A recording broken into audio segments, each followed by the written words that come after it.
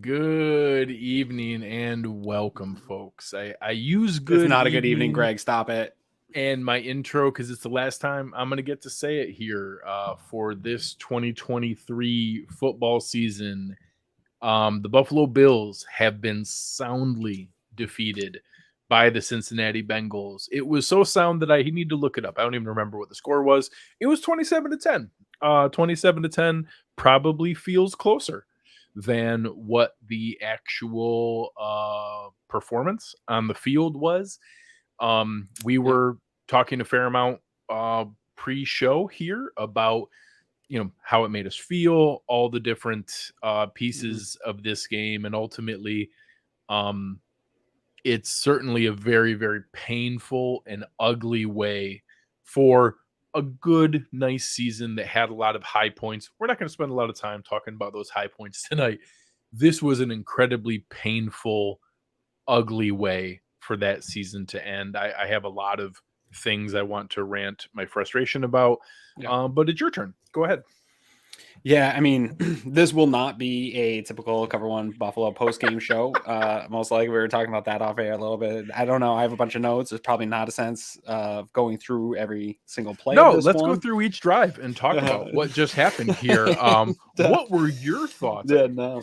I actually stopped taking notes at some point here tonight. Greg, I was Wait, making a hold point on. to you. I'm proud of myself. I finished my game day thread. I actually had a couple people comment to me about like, "Wow, I can't believe you're finishing this." I'm like, "Nope, this is what I signed No, up for. no. I gotta make myself do it." I finished the entire thing. You know me, Greg. We've come on after some heartbreakers together. We've gone through this process together, and I tend to be pretty good in the moment of Yeah. staying focused, staying big picture. Man, that last 9 minutes of that football game, whatever GIF of deflated, type it in, and that was me just sitting on my couch just fully deflate. I mean, you hit it on the head, just totally beat up in every facet of this game. I had a tweet that the blame on this. I saw a lot of people trying to find the one person to blame, and don't do it, guys. You'll go crazy trying to find that. This was an all-encompassing Oh, loss, and this was a Bengals beating the Bills in all of the phases. This wasn't the games we've talked about and the worries we had where the Bills would just trip up all over themselves and shoot themselves in the foot. Greg, a point I made before going on, and I wanted to tweet it, but I wanted to save it here for the show. Last year, I think maybe after the post game show, I put out a tweet of it hurt to lose 13 seconds. That was a gut punch, devastating way to lose. I was on the floor in my living room, like almost in tears of that type of loss. Losing games like that, in my opinion, is so much better than what we experienced today in the divisional round at home to just get physically beat in all phases of the game, and it wasn't ever close. You're right. 27-10 makes it feel like this game was within reach at some point, and it absolutely didn't feel that way. And that's, to me, to go out on that note, Greg, just feels today and doing this post-game show so much more defeating than 13 seconds. You had a shot with 13 seconds. You had no shot today. Really appreciate the contributions that already been made by I think I see Kel and Appreciate all Jason you guys and multiple guys here. Really appreciate you guys. I think Jason hits it square on the head, and I felt the same. You would have been hard pressed to tell me going into this game that there was a reasonable outcome that was going to result in me feeling like this season was a failure. Mm-hmm. I'm I think you sure. said it in the pregame, in the preview show. You said as much. Um, I'm sure I will at some point reach a moment of context and perspective to look back and appreciate some of the high points.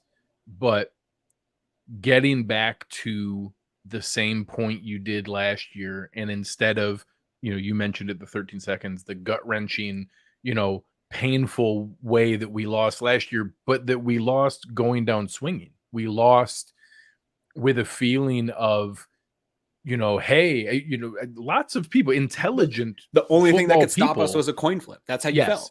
like intelligent people making the point that, hey, the Bills were the best team in the NFL last year, and they were a coin flip away from winning the Super Bowl. And that was, again, that there's all kinds of crap that happens after that. It's not guaranteed. There's nothing like that, but that was a reasonable take.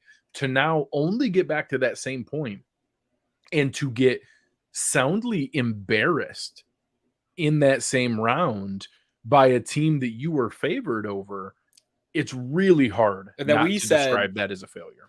all the crap that we talked as a fan base too, Greg, after losing 13 seconds and saying, oh, Cincinnati's lucky that and maybe I think obviously it's different years. You different probably things last the year, way they yeah. were rolling, but it doesn't change the optics now. Yeah. In that there's a lot of stuff talked. Even I said it in the after the Monday night game, after the Hamlin incident, I said, even if they go up early, I still think the Bills come back in the game. We saw it play out exactly that way, but the Bengals just never gave up, physically dominating us throughout this whole game. Yeah. Here was one of the tweets in my game day thread that gives some of the overall ideas. The Bills got dominated on both sides of the line of scrimmage. Lou Anarumo ran circles around Ken Dorsey. He put on a masterclass today. I mean, we laughed at that in the Cover One DMs. We sort of snickered. One of the Bengals fans said he was about to put on a masterclass against and we were like, oh, that's bull. Like, I can't believe you would say something like that. In hindsight, that looks true. Yeah. No consistent run game, no secondary weapons, no pressure from an expensive, highly drafted defensive line, with the caveat that's the one place Von Miller and Daquan Jones are enormous additions to this team.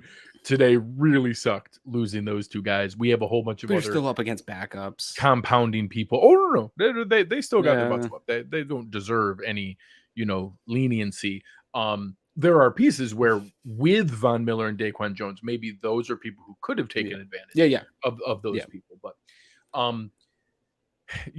the hard part now are the questions that come after this, because can we at least get out of the way the firing people? Where are you? I'm not firing anyone. I would be fine if Leslie and Sean came to some mutual that Leslie retires or something like that. But I also we can go through this game. If you do probably pull back and look at the big picture, it's not all on the defense of how you got here, and they sustain more injuries and things like anyone else. So I can find some excuses baked in there, but I think at least in this point right now, top down, there's people talking about do we have to put Brandon Beane on a hot seat, or Sean McDermott? I'm not there. Dorsey, I'm willing to ride this out a little bit longer and let that experience simmer in. And I don't know. I'm either way, I guess, on Frazier. If you want to go in a different direction or add something new, I'm okay there. But where are you in the fire? We can talk about some changes that need to happen, but I think at least structurally we're saying. So as you mentioned, the last 9 minutes of this game did give me some time to formulate some longer term thoughts. So I did continue with my game day thread. It maybe had a little bit less of the play-by-play, but that one that I shared, I also talked about some tough questions have to be asked about this coaching staff. Does Dorsey improve in year 2? Obviously he's not going to get fired. They're not going to fire him. I get it. This was not a flawless 10 points. It was not. This was not a flawless first year. There were multiple moments where the entire offense felt like, hey, Josh, go do something cool. That's literally what some of it felt like sometimes. Some of the plays we watch in other games where you watch these schemed open gimmies. Today, multiple. How many times was Hayden Hurst running by himself? Just wide open with no one around him. Can we get a couple of those? Can we get just a few of those? I'm willing to, not without maybe a little bit of a hot seat next year. I'm willing to go into year 2. My question for Frazier: does Frazier need to make changes to a scheme that's consistently good, but consistently has come up short? And is he willing? Is he able? Is his staff right? How many more resources do we have to give Eric Washington to produce consistent results out of a expensive, highly drafted defensive line? I think that's a good probably conversation you have to self-scout at the end of this. Did we miss out on who these players are and where they should have been, or are we not development? Is the development of these players not on par with where we expected them to be? I think those are fair conversations to have. Is it on our process of bringing the right guys in, or are we not developing them once we get it? Because you've talked about this now 2 or 3 times, bringing up expensive assets not panning out here in Epinesa and Basham, and that's you can overcome some of that stuff. But when you go in and then make an expensive addition of a Von Miller, and that, unfortunately, not for Beane or anybody else, that doesn't pan out. You lean heavily back into those expensive assets, and they have to pan out. And it just really has. They are really probably below average rotational defensive linemen at this point in their careers. So I think the only one that anyone has any confidence in moving forward is Gregory Rousseau. I think he's a good player. He doesn't look special. I'll say that. I wouldn't have minded a few more plays. He doesn't look special right now, but he looks good. But he's not going to ever be that like Ben. He's not going to be Micah Parsons or like a bendy super athlete guy. I think you got to pair. You got to find. It was Vaughn. You got to get him with a Vaughn. Your best case scenario is that he's Sam Hubbard. He's that kind of play. He's that like consistent, big, strong, powerful, long effort guy who cleans is up good sacks. The good, counter to a strong pass rusher on the other side. And then you go across. I actually think it's funny. The expensive part was good. Like Daquan Jones was an amazing signing. Today was an incredibly painful lesson to learn of how valuable he had missed a game all season. He was our most consistent defensive lineman all year. He was probably secretly responsible for Matt Milano's all-pro season and the breakout for Tremaine Edmonds had this year, and you lost him today, and those two didn't look as good. It showed. It really showed. The trickle-down effect of what he allows Ed Oliver to do. Oliver, didn't seem to have the type of game that we were anticipating of him, and I think he needs Daquan. He needs Daquan to be able to do that. I apologize. I don't want to miss on some of the comments you guys are making here. No. So I saw so Patton, said that this to me felt like the 2020 AFC Championship game. We got beat in the trenches. Don't fire anyone. Reinforce the lines. That's not crazy. Jeff Schatz said, thanks for everything, guys. Couple runners really added to my enjoyment of the Bills. Thank you. Today's not the most enjoyable, but thank you. Alan, there. I feel we need several new position coaches, starting with D-line. Ken just needs to understand that putting everything on Josh is not a good game plan. So some of the reason that those questions are going to come up, and we'll get into this lots in the offseason, but Tremaine Edmonds, Jordan Poyer, Devin Singletary, Jordan Phillips, Shaq Lawson, Roger Saffold, Sam Martin, Jamison Crowder, and about 10 more guys of lesser significance, all free agents. And they have to, anybody who goes out there and tells you, they don't have any money to do, yeah, they do. They'll be able to shuffle things around really quick with Josh Allen, probably with Von Miller. A lot of those losses, they'll swap out with similar small time other similar guys. They're not going to be a big deal, but they've got some tough choices to make. And you combine those free agents, the lack of development in some of the draft picks that have been made, and now you start to ask questions about who are the position coaches that are going to be in place to then know who we replace them with. Like, does that impact what kind of player you replace them with? Does that impact where those things go? So I'll ask this way. I'll set the over-under at 1.5. How over or under 1.5 new position coaches go that we hear about here in the next week or so? Like straight up fired from the Bills, or like other circumstances? Because I could see, I want to say, I think Joe Brady is probably the one of the few that Chad Hall, maybe you could see go upward somewhere else. Yeah, you might get, I don't know, maybe a Butler or one of these guys that is well respected around the league gets a look. But yeah, no, I'm thinking of Joe Brady. My thought is the two that I'm immediately thinking about that would push it over is Washington. We talked about that. I think there's a legitimate case. We've had this conversation a couple of years. We have poured a lot of assets in. Is there some time for a little bit something different there?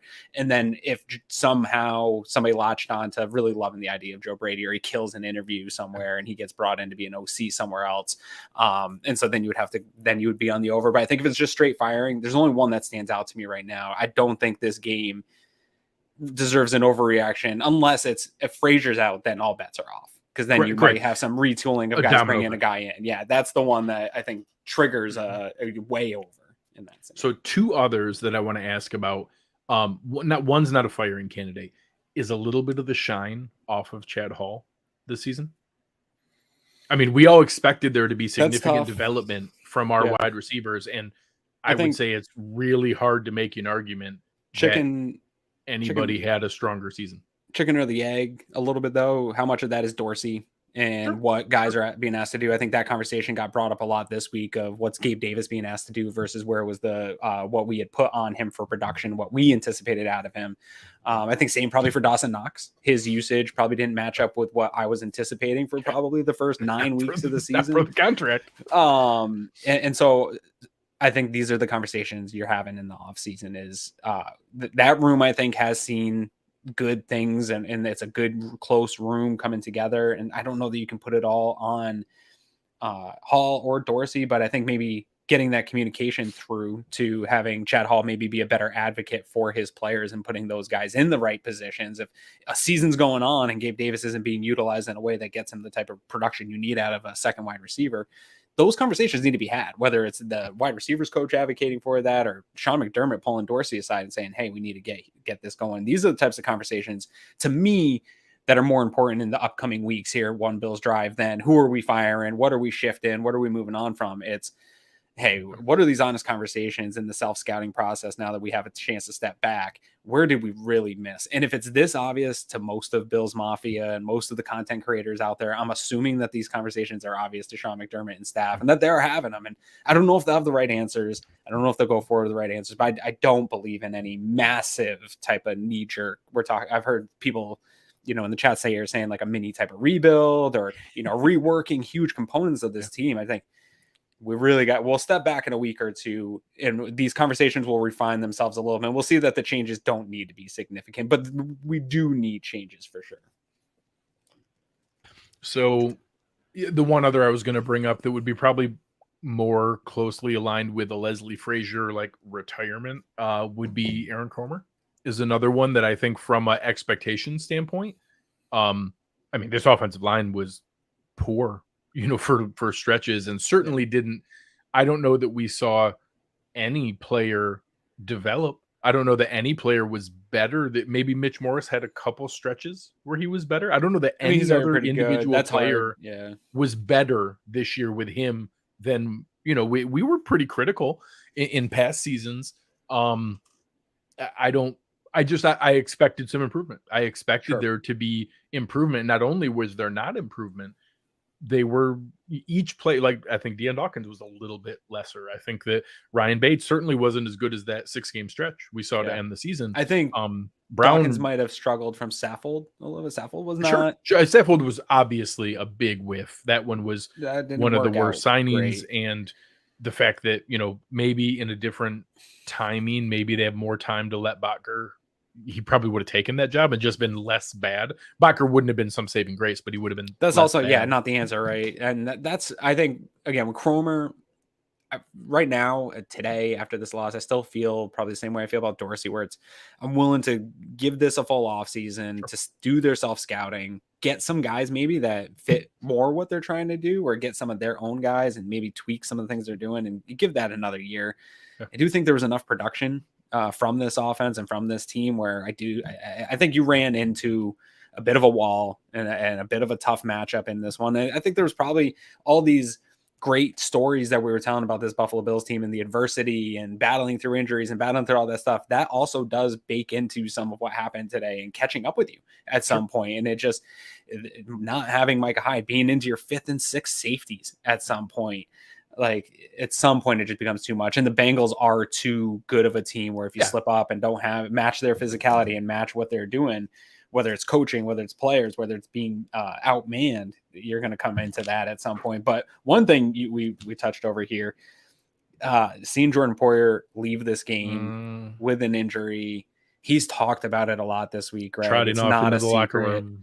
It's not a secret that Jordan Poyer may not be coming back with the Buffalo Bills. I thought the only slim chance of Poyer returning to the Bills would be drunken conversations at Super Bowl parades where you're stuck in emotions. And I think that ship definitely sailed the way he has sounded this upcoming week, man. Just a tough way, on top of just a really difficult day in general, to know that this is how his career goes off with the Bills. Just that also just additionally makes me feel real sad. When you said his name as one of the guys that could be leaving, and just to think that's the way he moves on, just that hurts a little extra on this. Yeah, I mean, it's a shame. He's an absolute warrior that has been, probably the most consistent force in this team since McDermott and Beane got here, a year ahead of Josh Allen. And the first, I remember walking into Carolina, it was like the second week of that season. It might have been the first week of that season, the first in September. And one of his first plays, he just leveled Kelvin Benjamin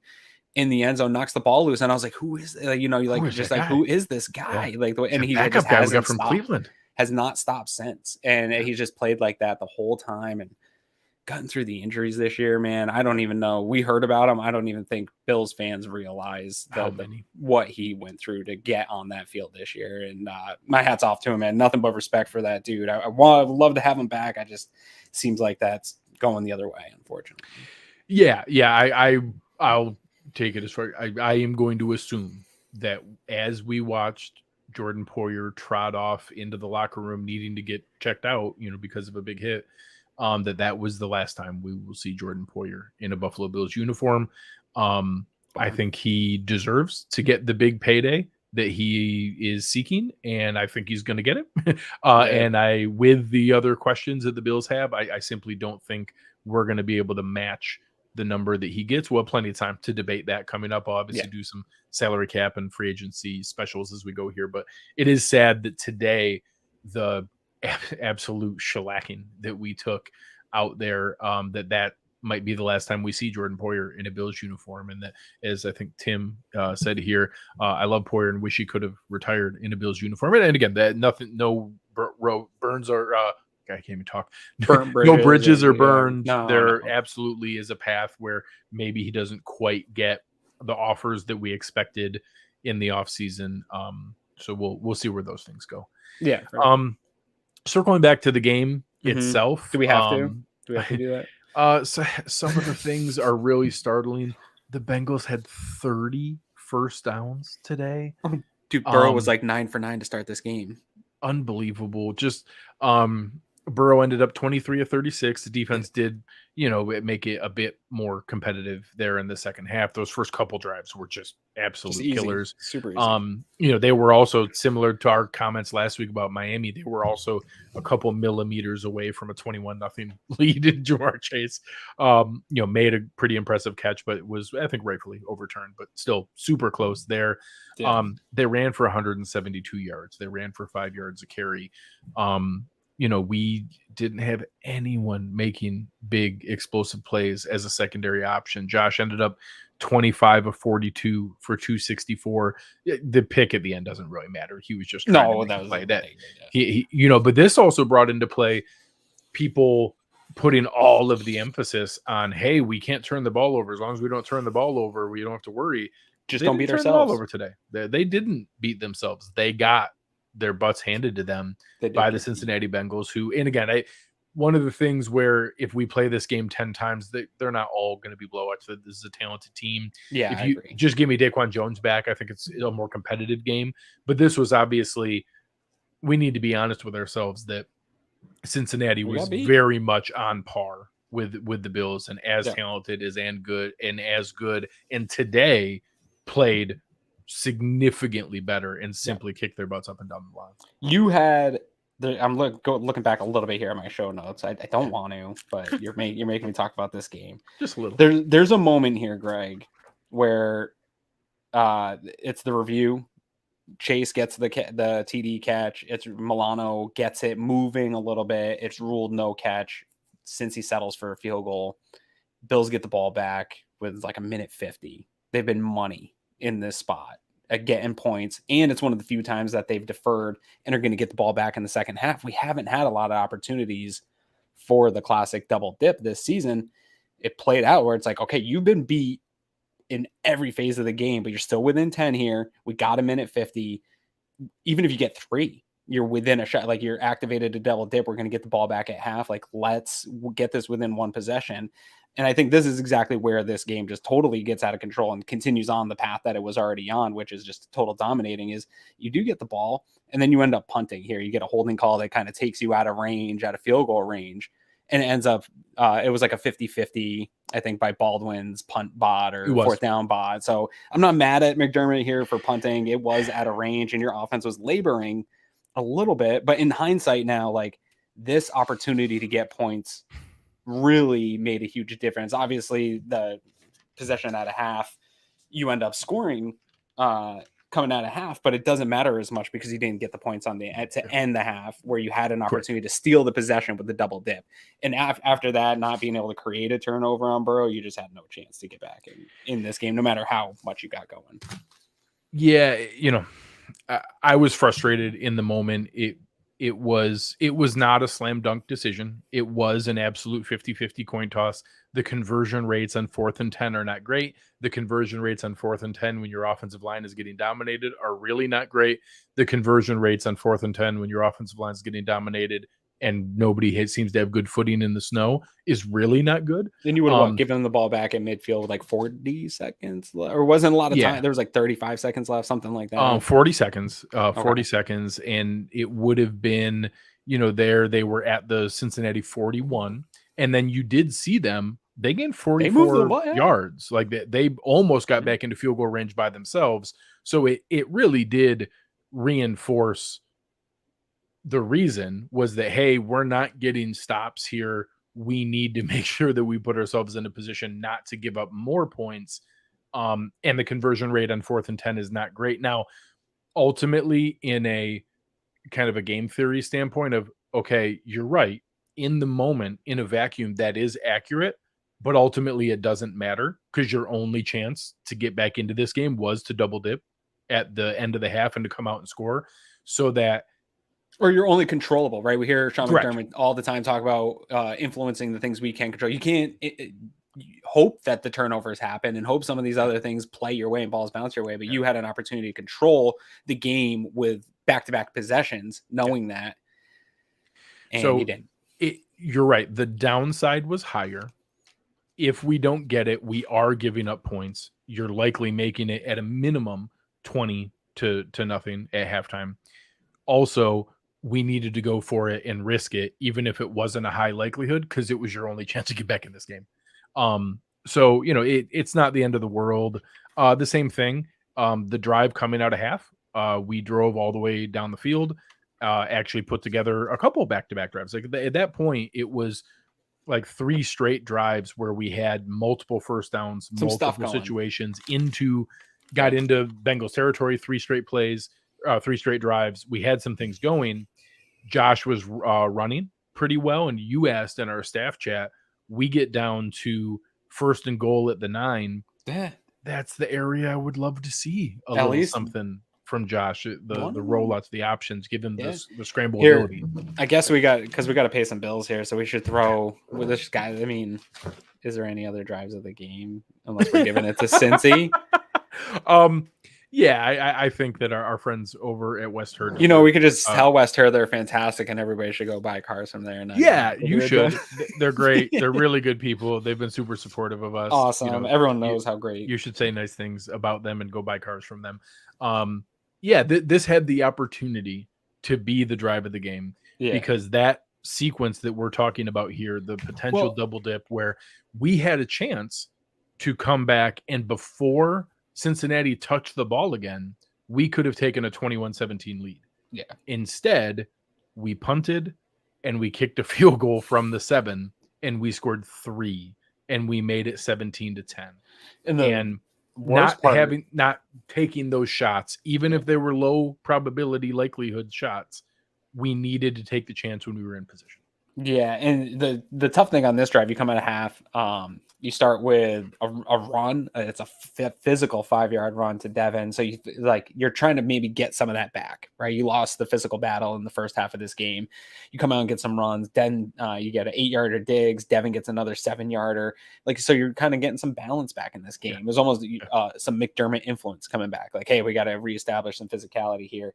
And then you did see back-to-back runs from Allen. And on a 3rd and 2, Allen gets another run to pick up the first down on like a QB sweep type play.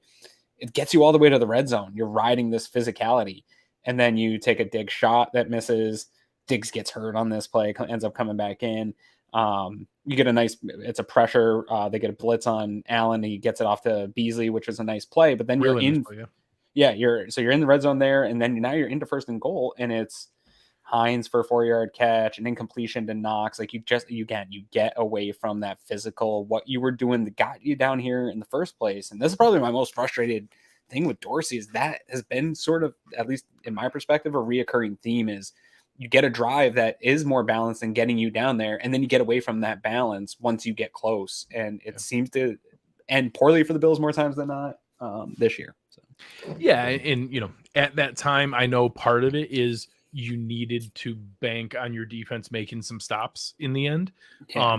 But at that time, they had given you every indication that you were going to need to put up touchdowns over and over and over again. And being in that spot, having some of those plays where you're right, it was going to be more on Josh than what we liked. You're right. It was going to take a heroic effort from him, but you still needed to lean into that because we didn't have the alternative there to be able to make something else happen. So taking it did not take it out of his hands. He was still there, but not putting him in a position where he had a chance to be that weapon in the red zone that we've seen was frustrating.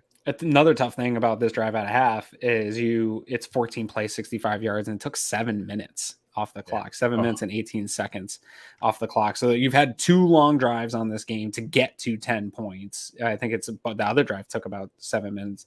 And then the kicker is Cincinnati then returns it with like a 7-minute drive of their own. And you basically have a 2-drive third quarter.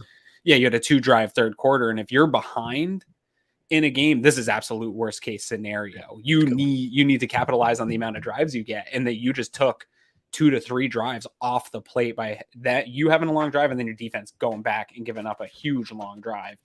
And that was the point for me, Greg, where this is it. Like it's a snake that is strangling you together and just suffocating you and taking all the air out of you. And that I don't believe in time of possession, but just continuously pushing forward and having that physicality won the game for them to be able to put that type of drive together in response. Reducing the number of possessions overall is difficult when you're trailing. And Rick here saying, thanks for a great year of coverage. We appreciate that very, very much. My concern is Dorsey, such a boring approach. I do sometimes envy how easy Mahomes has it, for example, not to take away from his talent. I think it's a perfect example. Patrick Mahomes is not there's probably some things he's better at than Josh Allen. He's probably a little bit more consistent, but he's not like a greater talent than Josh Allen is. Josh Allen is also an exceptional once in a lifetime talent.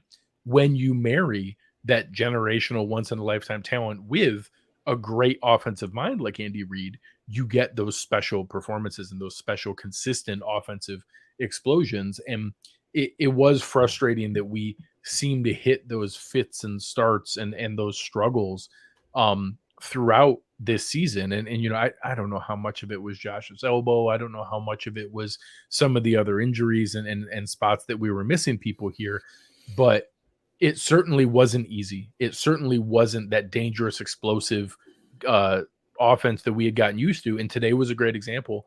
Our longest run was 8 yards. And we had a couple late that made some, toxic differential plays, but I think there were 3 total. I think we had 3 toxic differential plays the entire game. When's the last time we did that? When's the last time we only had 3 plays of 20 plus yards?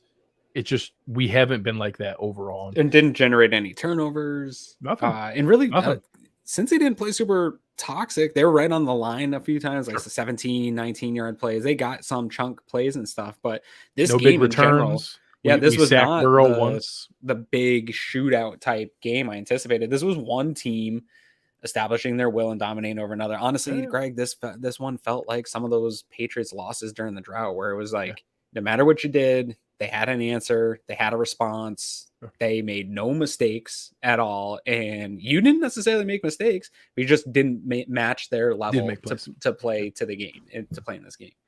Yeah, we didn't have turnovers. Josh magically barely got sacked either. He technically had one, and was pressured a ton. Yes, but obviously not to we didn't pressure Burrow anywhere near to that level. So continuing on, I guess we are kind of dipping into drives here a little bit, because my show notes really actually end pretty much here. So they respond back, go up 24-10. Like, you still technically you're not even out of the third quarter yet. You're getting the ball back. and you go with 3 and out here. You shot play, you miss. It's a 2nd and 8, and then you end up in a 3rd and 2, and this is where you get that big Gabe Davis drop, where it was Cam Taylor-Britt did get hands in there, but Gabe Davis caught that ball off his chest. If you catch the ball with your hands, the hand doesn't matter as much. Like, I think you can secure that catch to the ground. You could pluck it and tuck it away. Yeah, I'm not totally sure playoff Gabe is really a thing or not. I think he has performed better in some bigger games, but if he was playoff Gabe, he catches that ball and you continue on this drive. But going 3 and out after trading long drives and only coming away with 3 points and still you could get this game to 24-17, and then you're just a play away. You're the same type of play Cincinnati was last round to getting back in this game.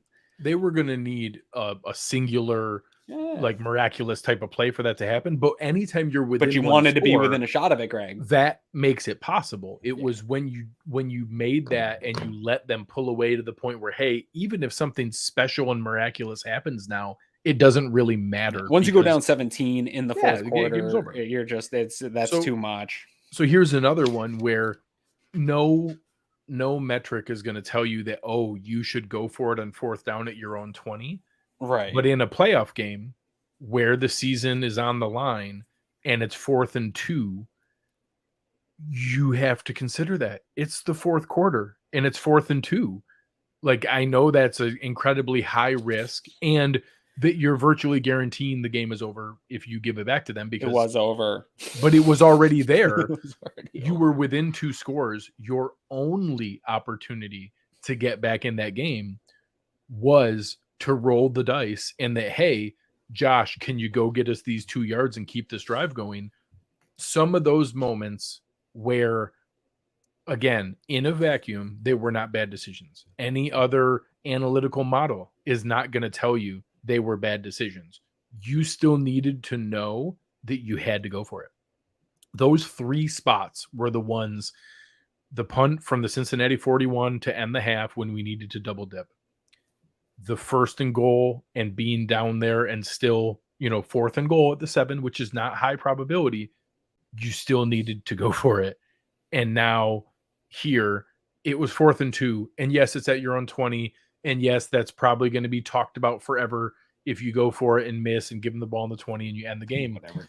But you have to give yourself a chance in those moments, and making the smart, safe play isn't always the case. And they tried to talk about that during the week that, oh, it doesn't need to be what was the phrasing they kept using? It doesn't need to be conservative. It just needs to be, you have to pick your spots, calculated risk, whatever I wish I could think of the phrase, and somebody in the chat will help us out. This wasn't that. This was just conservative.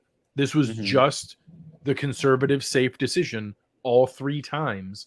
And that, yes, if you're having a strong defensive performance, if you're having, if you're getting 3 and outs and turnovers, sure. If we had been like, if they had given you reason to expect that they weren't going to get a couple more 1st downs every time, and that even if you get a stop, heck, they did it. One of the drives here, they did get them to give the ball back. They still took 4 minutes and 51 seconds off the clock. You held them to a field goal. You still let them take 3 minutes and 40 seconds off the clock. They weren't giving you that confidence. You needed to be more risky in those moments. And I am as big of a Sean McDermott defender as exists here. Anyone saying we should fire him is being emotional and overreacting. They should not fire him. That he wasn't at his best today. He needed to know in the moment that making the smart decision isn't always enough. Sometimes you have to risk it. Yeah, anyone that's coming out with a fire Sean McDermott, I'm not ready. I don't want to hear it. I don't want to hear anything about Beane. I've had more than one person tell me we should fire Brandon Beane. It's absurd. Your buddy Solak did not come out to say fire Beane, but he put it out into the ether of I don't want to butcher what he was saying or paraphrase it too much. It's basically that his drafting, like if we're looking at the Bills and their roster construction, one of the issues is drafting, but he used the sample size of 4 years where they haven't had a Pro Bowler. So I think there's some flaw in where his there's a little mental gymnastics in there to make a point. Everybody deserves a little bit of medicine here. I just gave some to Sean McDermott, who I am an enormous supporter of. I will say Brandon Beane is going to and has been riding on the selection of Josh Allen. Like, there haven't been a ton of other draft picks. Like, I think he's had some really nice signings. So I don't want to completely, negate that. Like, there's a lot of credit that he deservedly gets for making. Shout out to my friend Scott. I was in a chat with him during the game, and some other guys, Tom Langworthy, some other guys that are he's actually a really good coach for Jamestown High School. So there are moments where, Taron Johnson's a nice pick. There are multiple other spots where he's made some really strong selections that have added to the depth of his team. Teller was a nice pick. Oh, Jesus. But I mean, if you really put people's feet to the fire, what's his nice. Second biggest hit as a draft pick? Like, what's Tremaine the Edmonds. Next? So it's Tremaine, it's Taron, it's Dawson Knox. Yeah. I would say Ed is at minimum average, like trending to the right hitting overall pick. Like either way, here's the thing. Here's a good it's one. It's okay for him to take some medicine too. That he has not been good enough. Sure. The problem is if we're using 4 years, right? So it goes back to 2019 draft. Mm-hmm. That's tough because I do think if we're using the Pro Bowl, I still think Dawson Knox is a tough position that has come along slowly, but I think that he has become a nice player. I still think Devin Singletary is a nice player for a third round running back. Like, I don't mind the production you've gotten there.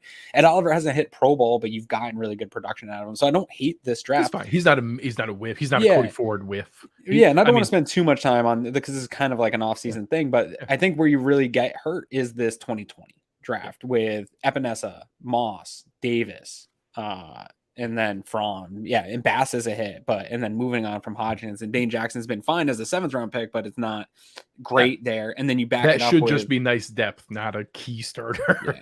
Yeah. And we've thought Groot's been good, but then it's the Epinesa and Basham that it's especially after this game are really. We needed him to make a play.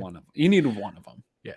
I know my man RVH was in there as well. Yeah. I mean, that's going to be the big question is now we have a $45 million quarterback. Mm-hmm. They can shuffle money around. They can make his numbers lower this year. They could probably get it down to the 20, 25, 30 area and create some cap space. But what does it matter if you can't protect him, if you can't get him weapons? Yeah. And we're going to have that talk where, up until today, I was fully on board that, hey, let's spend all the resources on offense. Let's get everything we need there. And then we watch a game like that today, and I'm like, oh, yeah, maybe we need some defense stuff too. Well, yeah, but more offense would at least you could maybe – I would have liked to at least have rather have gone shot for shot and them scoring 27. Correct. And seeing what happens if we protect Josh, get him weapons, and be like, screw it, let's try to outscore people. I will dial back a little bit to credit Brandon Beane. Right before this game, Greg, I put out a poll because I was wondering who was going to be the rookie that had the most impact going into this game. And you got one of the best teams in football still. We'll dial back that for most of the months that the NFL season existed, while we didn't get the results we wanted here, this team was the best team in football. And they had some big production and big parts of the season that were due to rookies. James Cook success, while it isn't as fast as maybe fans want them to come in and produce right away, like James Cook looks better pick than I expected him to be. Sure. Khalil Shakir coming on here towards the end of the year. Very nice sort of silver lining messed in this disaster of a game, seeing some production from him. And Kyer Elam really, and not taking this cornerback 2 job at any point here this season, but I think you feel good trending into next offseason that I feel like pick it can be trend in the right way. Yeah. Don't try to say nice things to me. That makes me feel better about the game. But I think, there were some important snaps played by rookies from this draft class. Christian Benford early in the year before he got injured, also taking some big snaps. Terrell Bernard's the weird one that sort of stands out from this class, but I think we got to still be fair. And if Solak, back to Solak's point, if he's going to ask that question of Brandon Beane and where he's at, I would love to see a comparison of GMs league wide and out of their last 4 drafts, what's their hit rate too, before we start throwing stones. How many Pro Bowlers are within their first 4 years? Most Pro Bowlers are veteran players. I brought that point up too. Yeah, the majority are. A lot of times the Pro Bowl gifts veteran players spots that younger players should have had. So the good news is we can't afford to keep very many players. So a lot of those young guys are going to have to play. We're getting rid of a lot of the guys you don't like anyway. So yeah, all the guys that you guys are mad at, we're going to not be able to afford them. Those rookies will now get time. Yeah, James Cook's going to have to play because Motor's going to leave, and we're going to need to draft a safety, or we'll see what happens. Obviously, DeMar Hamlin, I get the impression that he's going to try to play football again, but sometimes I get that a long ways away. There's a lot of speculation there, but it seems that maybe while we rush to like how healthy he was, that there's still a lot of monitoring going on, and that he still is getting care for. Is how it sounded today from the broadcast. So obviously we're giving a lot of medicine out there. I think Brandon Beane is going to be back because he's an excellent GM and deserves to be back. Sean McDermott, Adam here asking tough questions. When has Sean ever been at his best in the playoffs? This is 5 years of playoff failure for him. I want to say that exact sentence was written year after year after year for like a 6 or 7 year window about Andy Reid. And that's like those things happen that happens, and that you brought it up earlier. Only one team's going to end this happy. Everybody who loses is going to deem their season as a failure, and then they're going to have a minute to step back and be like, all right, well, I guess there were some good things. Those things are going to come from it. But he's also had playoff wins in multiple years in a row. They've done multiple good things, and it hasn't been enough. So I think there's a difference between not being good enough and 5 years of playoff failure from him. Is silly. We spent 17 years wishing we could get to the playoffs. Like, there's still, it's okay to ask difficult questions. It's okay to hold him accountable. He was not good enough today. He wasted a timeout. There was multiple spots where I wasn't happy with his decision making. He deserves blame for today. That's different from just saying he's a failure and that we need to make changes. Yeah, and I think Reed's a great point because he had a ton of success in Philly, right? And I think a lot of people think of his time as he got fired for losing consistently in the went to 4 straight NFC Championship games. But that isn't when he got fired. People think that is when they moved on from him. It was after 3 straight years without playoff or 2 straight years without playoff appearances, where they went 8-8 and 4-12, and then they moved on to Chip Kelly. So they Sean McDermott misses the playoffs multiple years in a row with the 4-12 then season. We're having conversations. Then fire him. Then you were having those conversations. I guarantee you, even though Philly was able to respond after the Chip Kelly era wasn't long, they were able to respond and get back to success. But I guarantee you, they don't. I think there's some regret in firing Andy Reid and moving on from that, because he went to KC immediately and turned that into a perennial contender. And even in KC, up until he won that Super Bowl, there was talk, can he get it done here? He went to a conference championship with Patrick Mahomes, and they lost that game. And so it's hard to win. And I think, again, if we start comparing to our peers league-wide, and you look at some of these other teams and what they're able to do in terms of sustained success, Greg, you were talking about that before this game. Meaning, and any way this game went, saying, hey, Bill's going to 3 consecutive divisional round games is something that right now in the active current NFL, not a lot of teams have been able to do, right? There very few teams have had this type of sustained success. Sean McDermott's a big part of that. Like, you can't just move on unless the wheels really start to fall off. And while it feels like the wheels fell off in this moment, they just got loose. The wheels just got loose. We got to bring it back into the shop, tighten everything up a little bit. They have not fallen off. This is still one of the best organizations in all of football. We need to go back and listen to the way people have talked about us and the Buffalo Bills all along. Free agents are still going to want to come play here. Vegas is going to still have them up at the top next year when the Super Bowl odds come up. They'll be in that top 3-5 teams. Like, things are still good. Life is good for where we're at. It just sucks tonight. It's going to suck probably for like 72 hours. Maybe longer. It might go longer for some people, but yeah, it feels that way now, but we don't need to. I just don't want people going crazy and looking back at their tweets in a few months and being like, oh, maybe I shouldn't have gotten that far.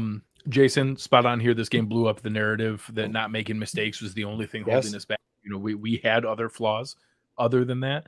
Paul here, McDermott has turned around a moribund franchise. He goes nowhere. McDermott may be an example of Reid and Cowher that needs a long time to get the pieces right. And there's a difference between saying Sean McDermott was not good enough today. Like, that's okay to say. Like, he did not contribute to them winning today. He was not good enough today. That's different than saying, well, if he wasn't good enough today, then we might as well fire him and find somebody else. That's dumb. We did that over and over and over again. He also coached this team through a super adverse season that we were bragging about 3 weeks ago. And everyone in this roster was saying like how lucky they were to have him in this building. So again, it's just perspective. I think, somebody here had said that they didn't care. Who cares about the Matt Radel here? Radel, I don't know if it says who cares about the preseason Super Bowl odds? It means nothing. This team can't win when it matters. I'm going to put on 2 different hats here, Greg. My fan hat agrees. You got to get it done. Let's just win one. I don't care how it is. You've been leading that charge. Line up asterisks for me. I don't care. I don't care what excuse. Just find a way to win. All I want in the world. I'm going to put on the hat where I have to come on here and talk about the Bills somewhat objectively. And there is success in where they're at. The NFL is a business at the end of the day. And the Buffalo Bills are consistently right now one of the most successful things in one of the biggest businesses in sports entertainment. Here's a real easy way to do it. Ask yourself how many franchises wish they were going into next season with Brandon Beane, Sean McDermott, and Josh Allen. A lot. 20. Not the one we just lost to, and the one that they're going to play. 20 pretty plus. much everyone else. Yeah, there's a ton of teams that would love to have those preseason odds and to have that chance to go into it. And yes, they need to do a better job. Yes, what they've done hasn't been good enough. It's okay to say that and to hold them accountable that, hey, this hasn't been enough. They need to find a way to cross that line. Yes. Real quick, we're actually putting up a poll. If you want to tell us that Leslie Frazier should be fired, you should go hit the like button. That's how you tell us that Leslie Frazier should be fired. Yes. If you think Sean McDermott should be fired, if you want to fire any coaches, go press that. If you think Brandon Beane should get fired, you should press the like button and leave a comment. That's your vote for Brandon Beane getting fired. Any other position coach, you have to press the like button, you have to leave a comment, and you have to leave us a review. Yes, that's the vote for any position coach being fired. If you want to fire more than one person, those all need to be listed out as individual comments. Yes, you have to do that separately. So, obviously there's been a lot of kind comments here in the chat. You guys have been great. I appreciate it. Honestly, Greg, that's probably the biggest bummer of all this is the post-game show is my favorite thing to do. It really is. I love the post-game show, especially celebrating with all you guys. And this is the show really where we build relationships with fans and people look to coming here to either celebrate or go through this. And for this to be the last one of the year, that's just the extra kick in the gut. Yep. So we're going to have a lot of time to go over more things this off season. We're going to have time to be able to digest about 3 more weeks than I'd what's going on here. Oh God. The Cover One crew is heading down to, Mobile, Alabama for the Senior Bowl, and being able to, kind of cover what's there. And unfortunately, that is because we will be shifting into draft mode, because I was hoping that it was a little bit of a break in between the AFC Championship game and the Super Bowl. Unfortunately, it's simply going to be our transition into off-season coverage.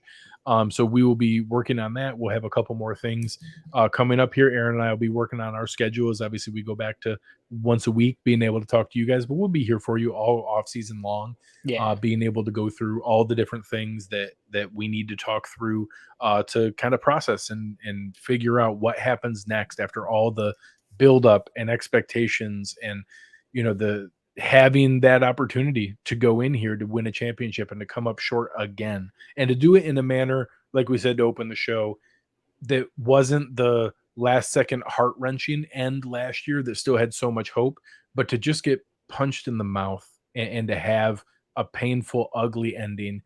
Maybe that's what's needed to really shake things up and to maybe to say shake some things up. But Greg, when I get off this show, I'm going to go listen to all the post-game press conferences. And I've said this before, and this will get probably taken the wrong way. And this isn't anything against Josh. I'm not necessarily putting this game here on Josh in any way, but he'll be the vocal leader and the guy that's press conferences played most often. And I just what I don't want to hear is we're going to learn from this loss as player. Like, you've had too many of these. I'm sick of this BS where it's like, we're going to learn from this heartbreaking defeat or this, we got punched in the face.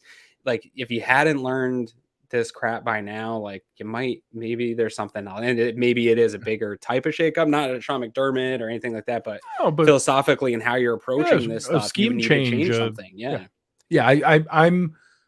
I'm ready to hear about some more dramatic changes. So whether that's position coaches, whether that's schemes, whether that's shifts in different things, we talked about it. I'm okay if there's all of a sudden some retirements that come up and we have some changes and on this staff.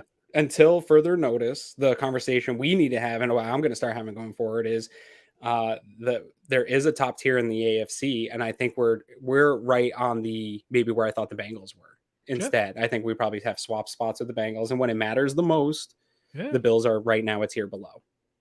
Yeah. We haven't found a way to close that, and that and they have, and the Chiefs have, and there's I think there's a lot of excuses you can make about injuries. Well, the Bengals had a bunch of injuries today too, and they still found a way. Their offensive line sucked for the last 2 years.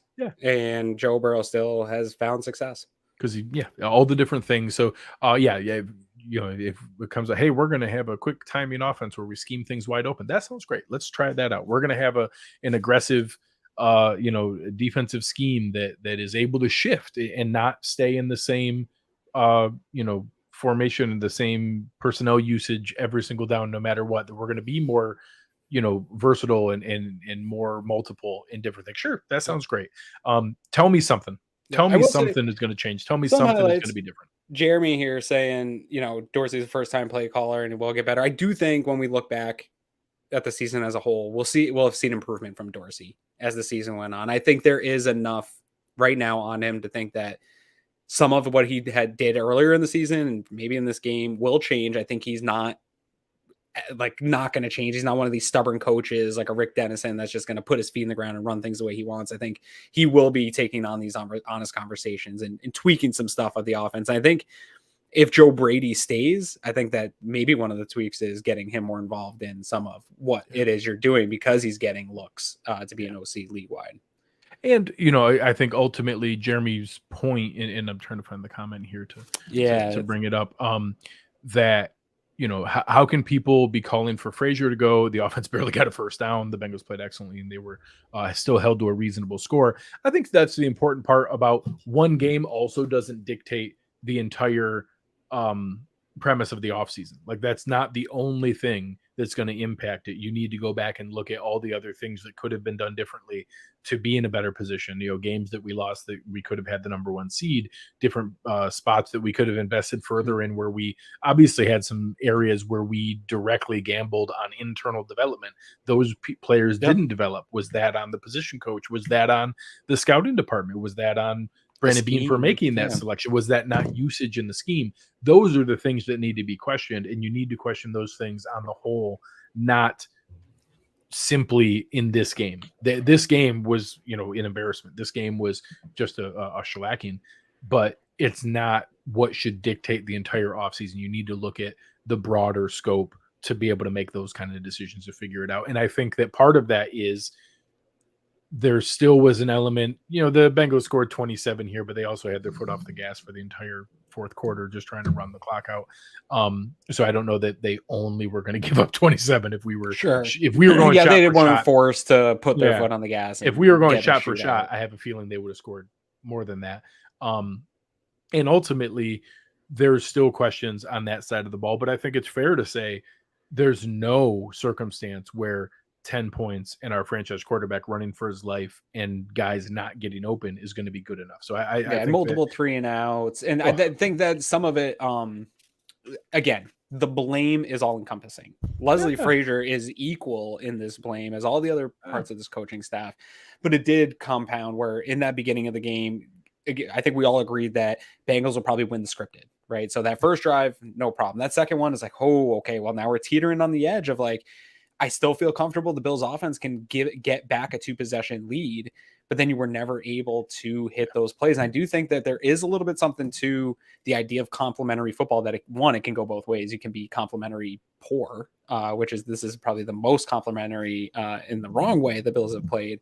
But in that, when you're giving up 3-and-outs and your defense doesn't have the time to make some of those key adjustments or have some of those conversations on the sideline or get the rest you need to go back out and put up a long drive, it does compound into them probably performing worse than they otherwise would have. And I do think maybe if your offense is putting up more points in this game, Greg, that it does maybe put some pressure on Cincinnati to perform some more higher variance plays, and maybe you get some hands on some balls and force some things in that way. The way this game played out, they were able to play and lean into some more conservative and just take what comes to you, because the Bills really never challenged them at any point. Yeah.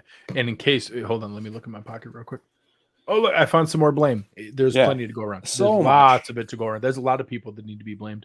So and we got all week to do it. I think that's, yeah. Kind of to put a bow from my perspective on this here as we're coming up on the hour is get it out.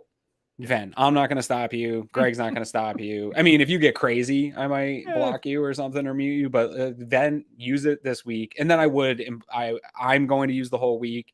You probably won't hear a lot from me this week. I might decompress a little bit.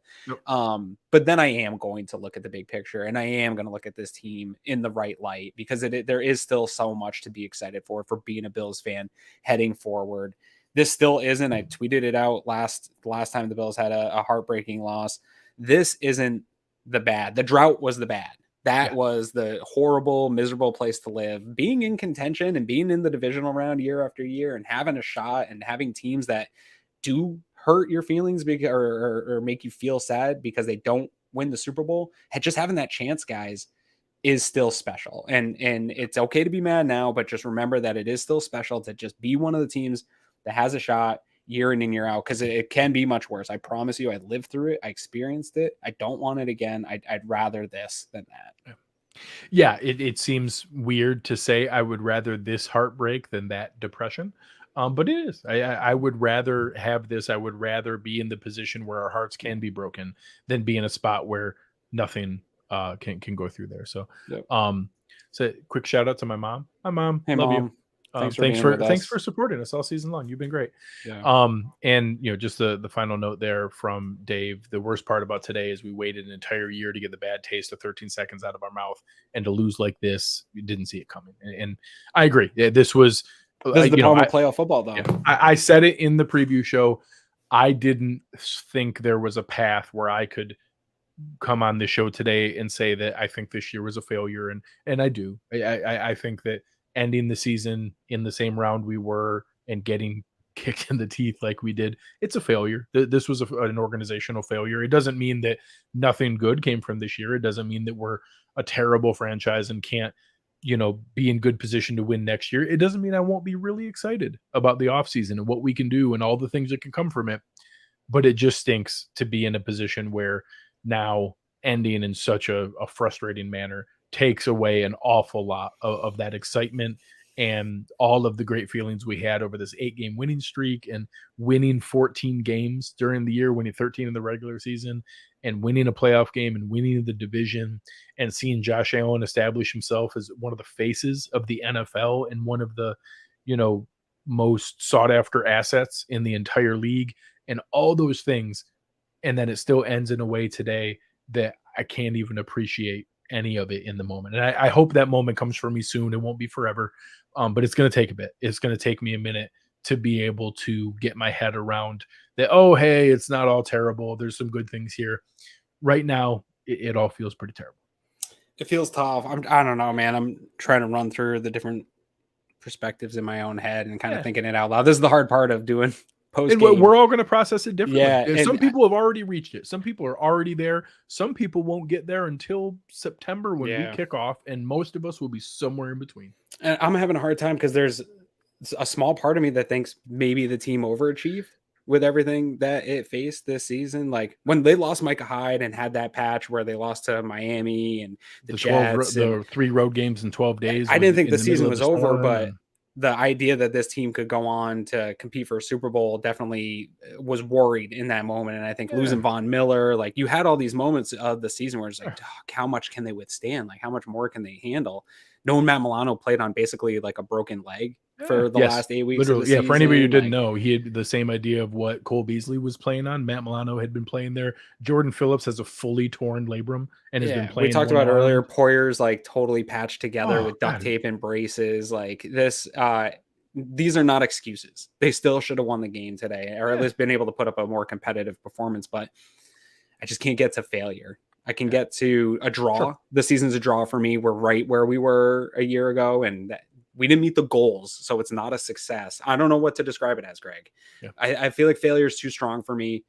but that I'm still disappointed. I don't know. No, I think that I think that's totally fair. And I think there'll be people who are more outlandish and have way hotter takes than me saying it's. Oh my God, yeah. No, I've already had but them in my mentions. I checked my mentions. Oh yeah, before I'm coming not. on here. It's My bad, phone's sitting right here. I'm not even gonna flip it over. I'm gonna go snow blow my driveway after this.